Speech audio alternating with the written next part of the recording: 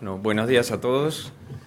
Agradecerles sinceramente la elección de venir a escucharnos, la presentación. Agradecer en particular a la iniciativa que ha tenido la ORT y a CEFA, que tuvo la amabilidad de ofrecernos la posibilidad de hacer esta presentación. Con respecto a los posibles conflictos de interés, ya algunos fueron planteados por Sanguinetti. Quedaría agregar integro el Comité de Ética de Investigación Clínica de CUDIM y estoy integrando el Comité de Agenda del Fondo Sectorial de la ANI y desde ayer que me confirmaron la integración en el Comité de Empresas de la ANI. Toda la vida le he dedicado al trabajo desde el punto de vista profesional a la industria farmacéutica.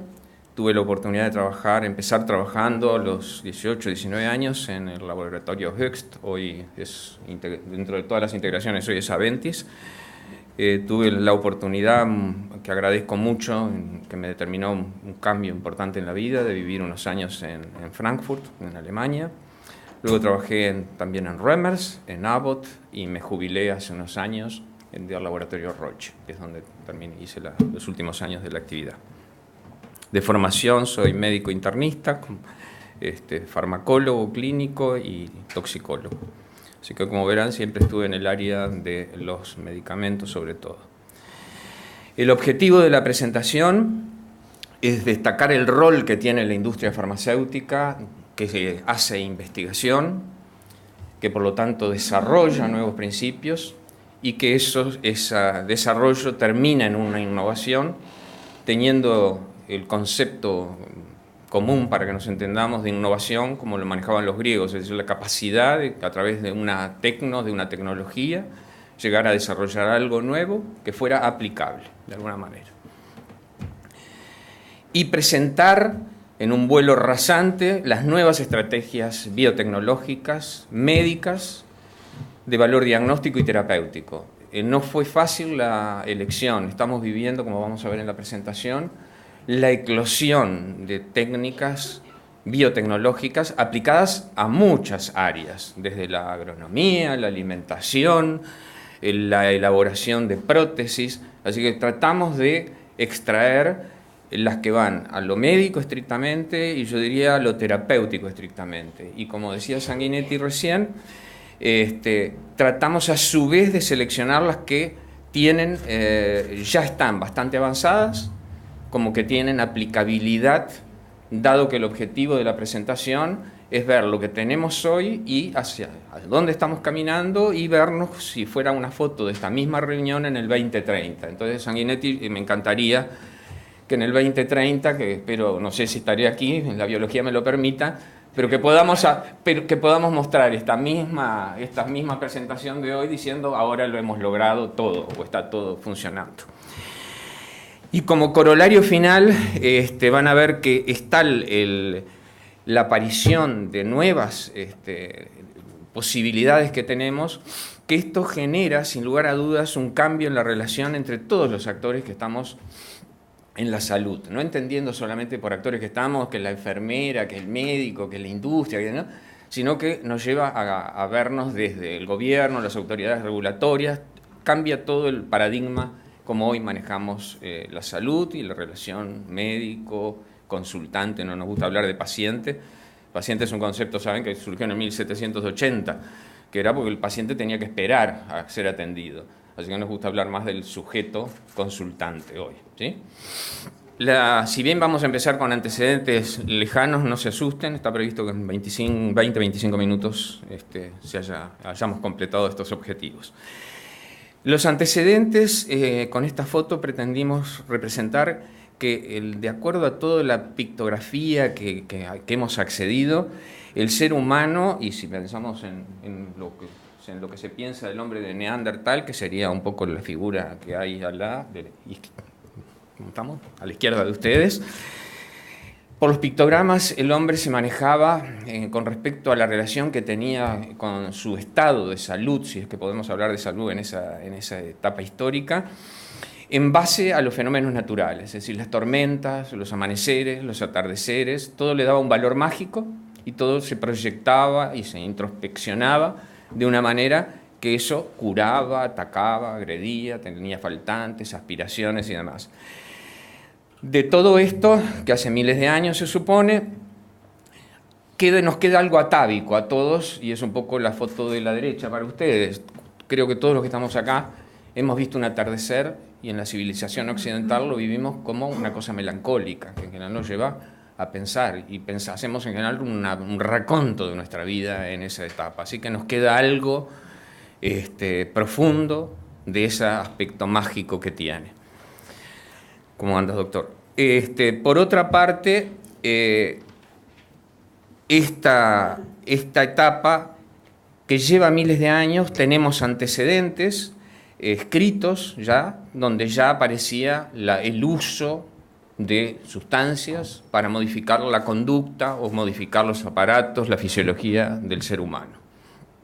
Pero fíjense que recién, como toda línea de tiempo, no es obviamente un corte y por eso preferimos usar los puntos suspensivos, pero por el 1900 empiezan a aparecer las preparaciones caseras, en base a yuyos, hierbas y demás.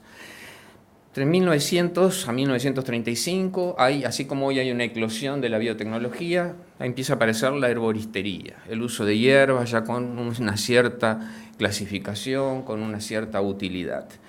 Pero observen que recién por el 1936 al 1970 empiezan a aparecer las síntesis a punto de esos productos naturales. Pensemos, por ejemplo, en esa etapa, la aparición del ácido acetilsalicílico. Pero recién en los años 70, los 2000, empieza a aparecer el grosso de la síntesis química. Es decir, hace muy pocos años, prácticamente muchos de las mujeres que están presentes, por supuesto que no habían nacido en esa época, pero los hombres, todos, yo soy por lo menos entro en este grupo. Había entrado la gran aparición de productos. Todos los años había una innovación de un producto de síntesis nuevo. Y el gran cambio en el paradigma empieza por los 80, por 1980 a la fecha, donde aparece el concepto de biotecnología, inmediatamente todo lo que se desarrolla con la inmunogenética, y esto lleva al concepto realmente de innovación de productos de uso en el individuo. El proceso de innovación no es una cosa que se prende la lamparita y yo invento algo. El proceso de innovación implica, sin lugar a dudas, y es el gran quiebre que hay desde 1980 para adelante, en que se tiene que trabajar en conjunto múltiples actores. Ya no es la Madama María apretando un yuyo o dando un tecito. Intervienen múltiples actores. Sin estos múltiples actores que vamos a ver ahora, no se puede llegar a una auténtica innovación, porque faltaría siempre la pata del banquito. Entonces son empresas que tienen fines de lucro y que vuelcan para hacer investigación, para producir el desarrollo de productos que determinen una innovación. En el Uruguay, porque bajemos un poquito a tierra, está CEFA. CEFA es la Cámara de Empresas Farmacéuticas y Afines, que nuclea las que están al pie del diapo, al laboratorio Abbott, a AbbVie, a Alcon, a AstraZeneca, Bayer, Boehringer Ingelheim, los estoy diciendo en orden alfabético, Cibeles, GlaxoSmithKline, Janssen, Novartis, Pfizer, Roche, Sanofi y Tresul. Estas firmas, en particular, a nivel internacional, hacen investigación, producen desarrollo, generan innovación. Estas empresas no pueden funcionar si no hay un apoyo de un Estado que permita, que regule. Entonces tenemos las autoridades regulatorias, el Ministerio de Salud Pública en nuestro caso. Nada de todo esto se podría inventar, desarrollar, innovar si no habemos personas, que tengamos necesidad, requerimientos, que consumamos esos productos. Tiene que haber empresas que generen, que investiguen, que lleven a cabo, que puedan permitir la producción de esto. En nuestro medio tenemos el privilegio de tener al Instituto Pasteur, que es un lugar donde se desarrollan, donde se incuban, donde aparecen múltiples de estos proyectos. Y se requiere el aspecto académico, es decir, empieza por ser, por supuesto, la facultad, la universidad, pero la ORT en este tema en particular tiene una importancia muy grande. Es pionero y es donde se forman biotecnólogos en nuestro país. Todo esto genera, obviamente, y requiere financiación, requiere un marco regulatorio, genera conocimientos, permite transferir, recién hablábamos en el grupo de expositores del día de hoy, la importancia que tiene, la posibilidad de compartir con otros, de transferir conocimientos, que se nos aporte conocimientos a nosotros para mejorar el país. Todo eso es, andando todo junto, el proceso de innovación. Y este grupo es el que va a generar el input, el desarrollo, para que se puedan llevar a cabo y se lleven a cabo las cosas que ahora vamos a ir viendo. Tiene un valor la innovación, tiene un costo y tiene un producto. Por ejemplo, la industria farmacéutica que innova y que investiga, invierte el 15% de sus ventas. Claro, esta cifra abstracta no dice nada. El tema es que los comparo con algo. Cualquiera de nosotros se le debe estar pasando por la mente, bueno, ¿qué será lo que invertirá? Por supuesto, mucho más la industria informática. Bueno, esto es el doble que la informática. Invertirá la aeronáutica. Esto es mucho más que la aeronáutica. En valores, el desarrollar un producto hoy, en el mundo de hoy, insume 1.500 a 2.000 millones de dólares de promedio. ¿Por qué? Porque es de un producto que llega al mercado, un producto que nosotros usamos, hubo que investigar 5.000 moléculas que por X razones quedaron por el camino. Porque no tuvieron la suficiente eficacia, porque no produjeron más efectos secundarios que la eficacia, porque no fueron efectivos como se esperaba y demás. Y el proceso no es se nos prendió la lamparita y encontramos algo. El proceso llevó de promedio 10, 12 años. Entonces, lo que una empresa que produce investigación, que produce innovación, lo menos que pide después de todo esto es, y por eso se patalea mucho, que haya un respeto por lo menos a la propiedad intelectual. Y por eso le duele mucho a esta industria que después de haber invertido esto, de haber invertido muchos años, y como vamos a ver también mucha gente entre medio, no se respete lo que se obtiene. Es una industria, la farmacéutica, que tiene un código de ética propio, es un código internacional aplicado a la relación que tiene ella para con todos los actores involucrados. Este código de ética propio, en el Uruguay en particular, el año pasado, si mal no recuerdo, este año, cierto, a principios de este año, fue reconocido por el Sindicato Médico del Uruguay y por la Federación Médica del Interior. Así que todo el Uruguay, todo el cuerpo médico, el cuerpo sanitario, sabe que hay un código de trato, de respeto mutuo y demás. No digamos que solo por los inventos de la industria farmacéutica la expectativa de vida en el Uruguay ha cambiado tanto, pero sí es bien importante, porque prácticamente el 95% de los productos que todos los que estamos acá hemos tomado o hemos recibido, han sido desarrollados por la industria que genera investigación o que hace investigación. Eso lleva a que la expectativa de vida global en el Uruguay en el 1900 era de 48 años y en el 2000, según los datos obtenidos, es de 78 años, que es la que se supone que mantenemos todavía hoy. Pero el valor de la innovación no corre solo por pesos. Recién decía Sanguinetti, las mujeres reconocidas en biotecnología. Nos pareció correcto para la presentación de hoy decir que en ese cambio de paradigma, que decíamos que empezó allá por los 80, que ya había empezado, como ustedes ven, seleccionamos solo los premios Nobel de medicina y fisiología que fueron otorgados, en que tuvieron relación con la biotecnología y la inmunogenética. Estos que están acá son los premios Nobel recibidos en esta área nada más, por eso no coinciden los años, así no es correlativo a los años que se otorgaron, hay algunos espacios. Pero como verán, prácticamente desde 1908 a la semana pasada, el 2018, donde se recibió el premio Nobel, se le dio a Allison y Onjo por haber desarrollado algunos aspectos del sistema inmune en la regulación del cáncer. Hago referencia a sanguinete porque hay muchas mujeres metidas en esto. Ojalá tuviéramos alguna. A título de la entrada que vamos a hacer, como si fuera un índice, destacamos esos aspectos que sabemos que hoy tienen alta factibilidad porque ya están en desarrollo y porque apuntan muy bien. Que es que ha sido el cambio paradigmático, el cambio en la estrategia que se ha dado. Es decir, nosotros veníamos tratando el cáncer de determinadas maneras, pero desde que empiezan a aparecer estas tecnologías hay un cambio en la estrategia que nos lleva a que en la interpretación inmunogenética que estamos haciendo permite desarrollar determinadas herramientas que nos están permitiendo acercarnos más a la posibilidad de influir en el tratamiento de enfermedades malignas y no malignas, como vamos a ver.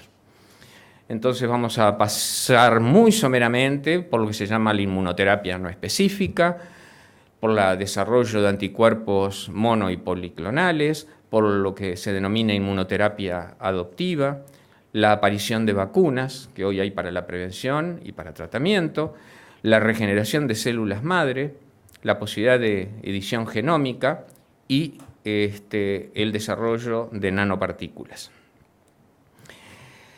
Uno de los primeros elementos que se pudo trabajar fue en lo que se denominó la inmunoterapia no específica, era un poco para todo.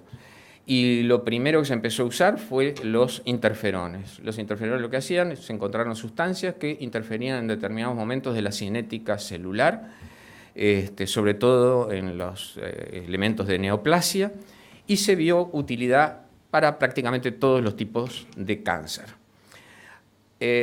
Con eso no alcanza, se fue a interleuquinas, sustancias que tenían la capacidad de inhibir la cinética de multiplicación celular.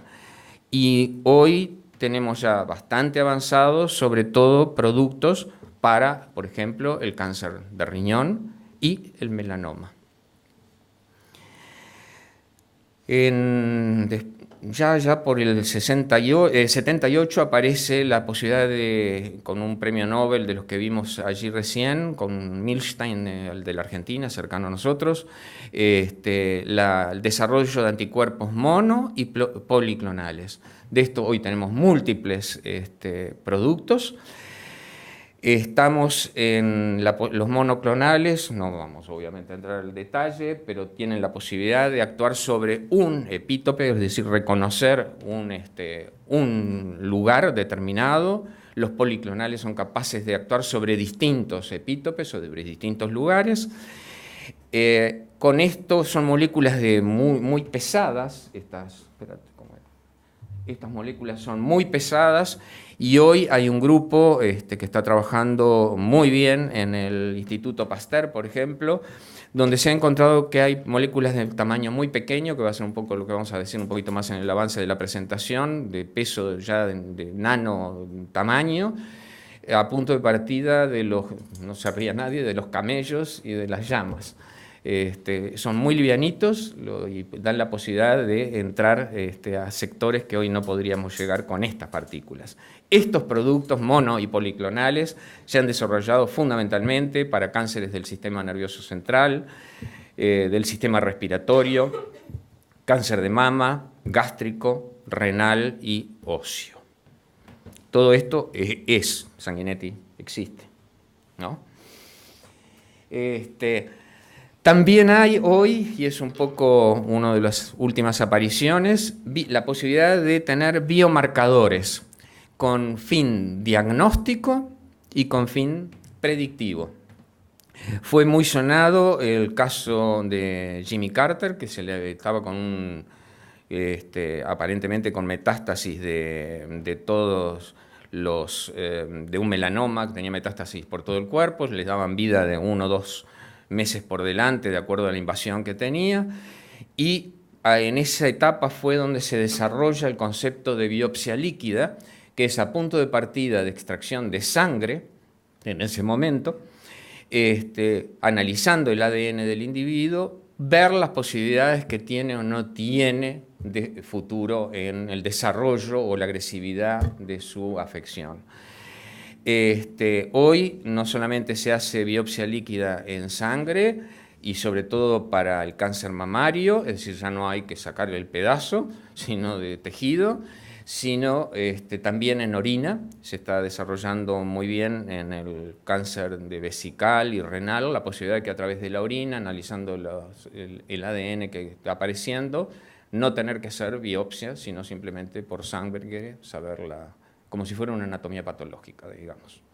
Ya han aparecido juicios en Estados Unidos de que el médico le indica una biopsia a un cáncer de mama y la mujer, sabiendo de estas posibilidades, inicia juicio para que se le saque sangre, nada más que no haya que hacerle ninguna agresión. ¿Sí? El premio Nobel de hace 10-15 días, otorgado a estos dos personajes, a Honjo y a Allison, donde ellos han encontrado, y el esquemita que tienen allí es el esquema original de su trabajo, han encontrado los mecanismos que el propio cáncer, cuando está desarrollándose, genera para inhibir que se defienda el organismo. Esto es un paso muy importante, justamente reciben el premio Nobel por eso. Con esto empezará todo el desarrollo que ya se viene haciendo y son en los símbolos que tenemos abajo. Ya se viene trabajando en sistema nervioso central, en pulmón, en gástrico, en hígado, en riñón, en vejiga, en colorectal, en leucemias y sobre todo que el trabajo fue desarrollado fundamentalmente en melanoma, que sería el último. Esto lleva a un cambio radical y por eso un poco el otorgamiento del premio Nobel días pasados. Luego, la inmunoterapia adoptiva es la posibilidad que da de extraer del propio tumor del individuo fragmentos, actuar sobre ellos desde el punto de vista genético, reinyectar, reaportárselos al individuo buscando defensa o que el individuo se pueda defender por su propio sistema de la agresión.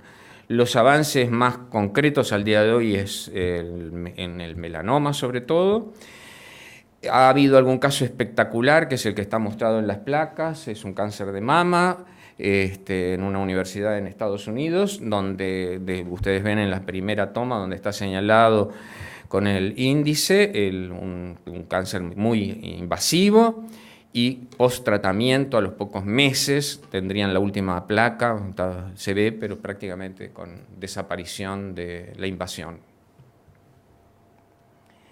Vacunas contra el cáncer, que es uno de los terrenos más promisorios en este momento, es la posibilidad de generar a punto de partida de las propias células del paciente, generar antígenos, generar anticuerpos, y volvérselos a suministrar al individuo y que el mismo individuo sea capaz de defenderse de la afección.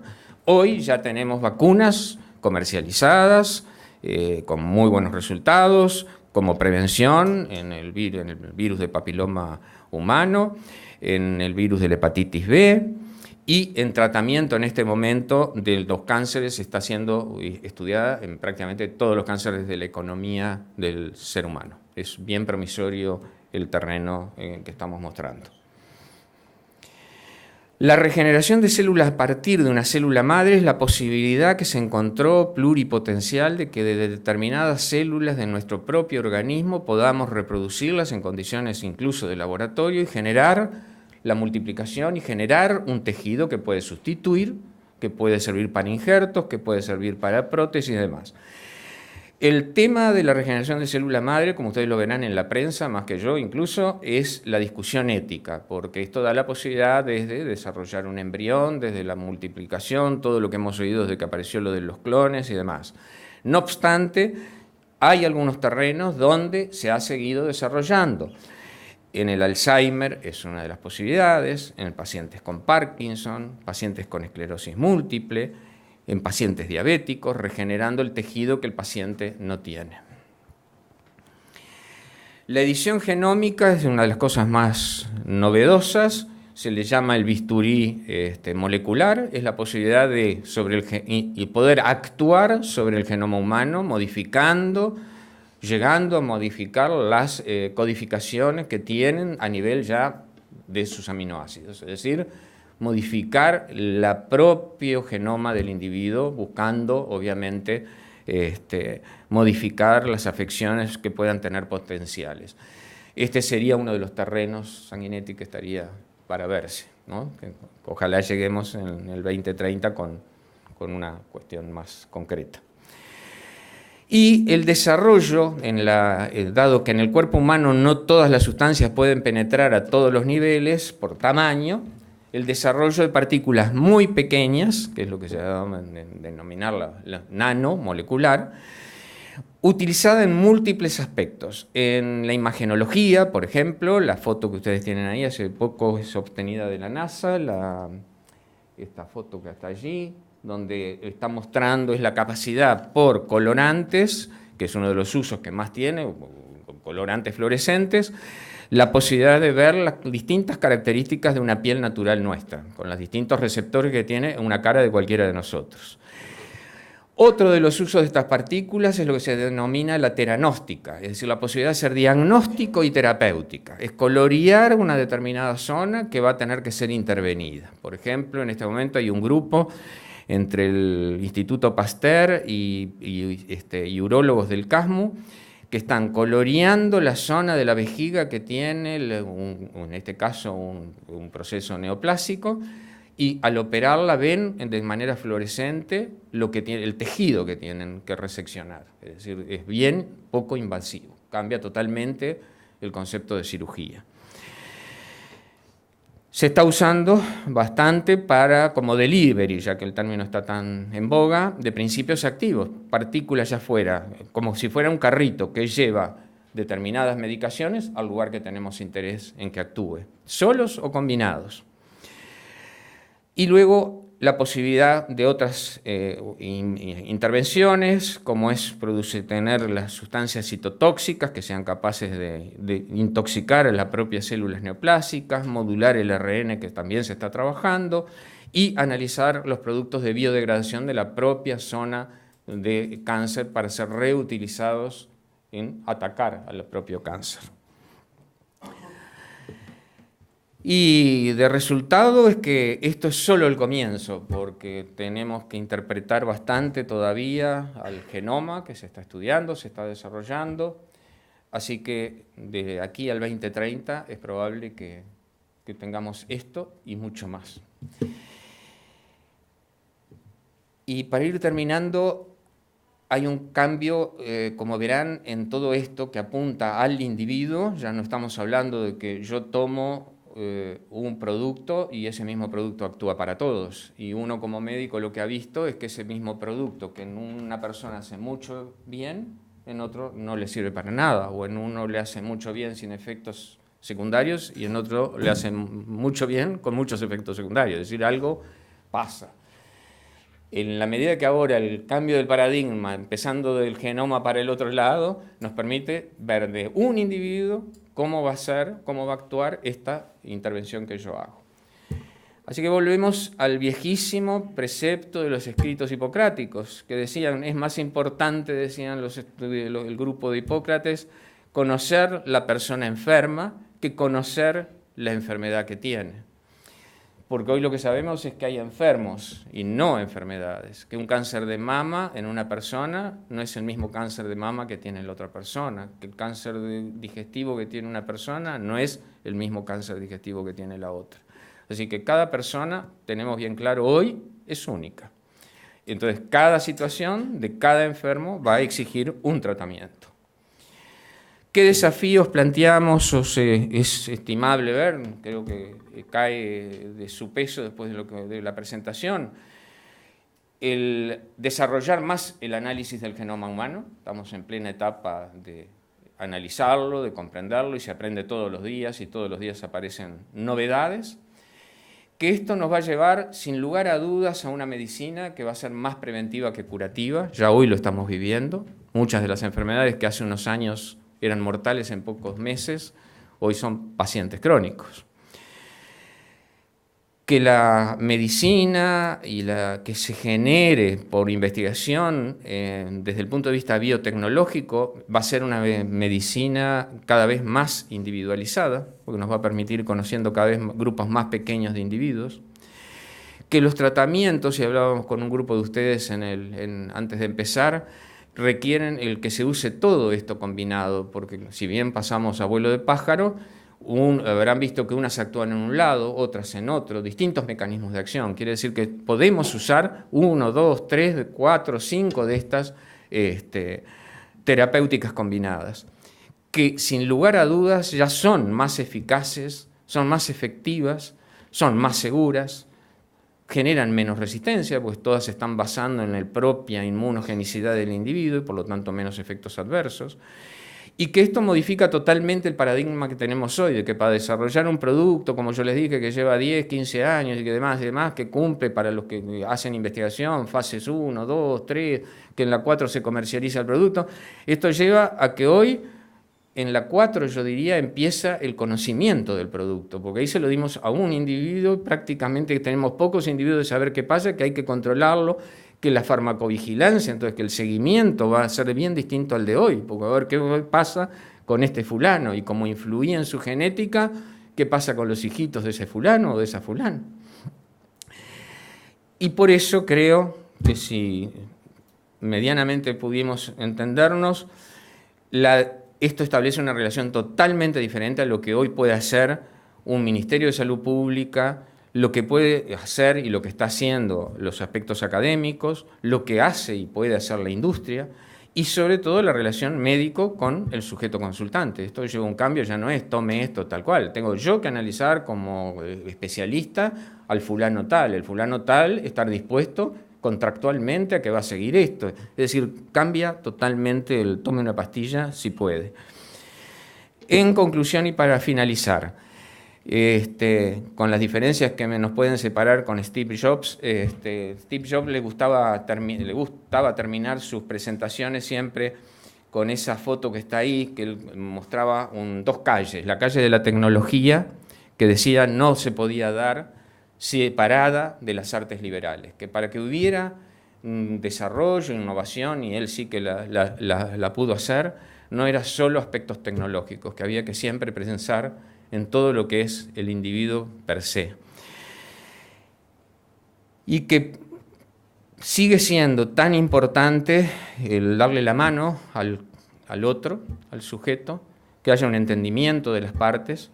Y para cerrar y terminar, una frase de Voltaire, allá por el 1800 que fallece, que dice: los doctores son hombres que prescriben medicinas que conocen poco, curan enfermedades que conocen menos en seres humanos de los que no saben nada, que no hemos cambiado mucho, pero no perdamos ese aspecto. Gracias.